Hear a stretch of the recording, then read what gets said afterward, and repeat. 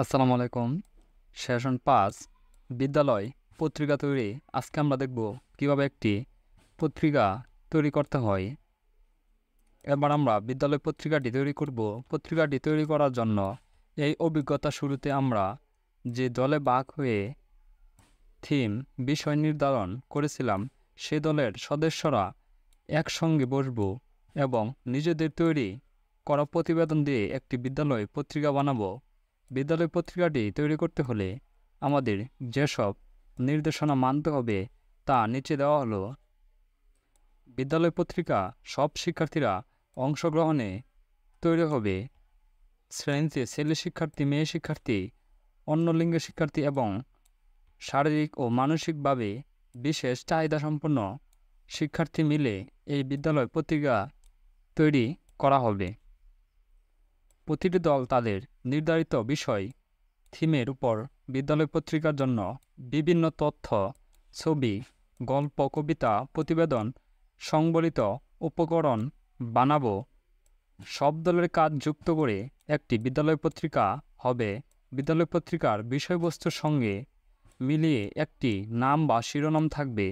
বিদ্যালয় পত্রিকার জন্য কিছু লেখা শিক্ষার্থীদের নিজস্ব লেখা হবে এবং কিছু লেখা তথ্য বিভিন্ন মাধ্যম থেকে সংগ্রহ করা হবে। উভয় লেখায় শতাধিকারের নাম থাকবে। আমরা যে লেখাটি নিব অবশ্যই তার নাম উল্লেখ করে দেব।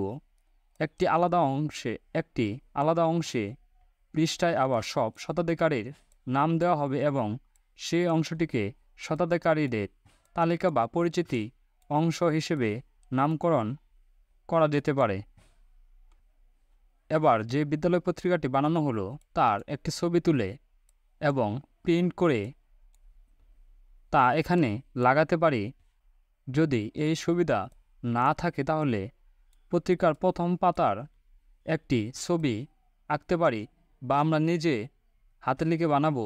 চলো আমরা দেখে নেই কীভাবে একটি পত্রিকা বানাতে হয়। এখানে খেলাধুলা বিষয়, দাদা, কুইজ, কবিতা, বিজ্ঞান একটা আমরা নাম দিতে পারি শিরোনাম হিসেবে। এখানে দেওয়া আছে, দেখো এক একজন এক একটি বিষয় তথ্য নেবে। শেখ রাসেল 2 লেখা 15ই আগস্ট জাতীয় শোক দিবস। আরেকটা দেখি নমুনা, ধূমকেতু। আরেকটি দেখি। তোমরা এভাবে পত্রিকা বানাতে পারো। অসংখ্য ধন্যবাদ এত সুন্দর করে সকল নির্দেশনা মেনে বিদ্যালয় পত্রিকাটি তৈরি করার জন্য।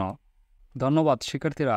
আমরা আগামী ক্লাসে দেখব শিখন অভিজ্ঞতা 4 তথ্য ঝুঁকি মোকাবেলায় মানববন্ধন।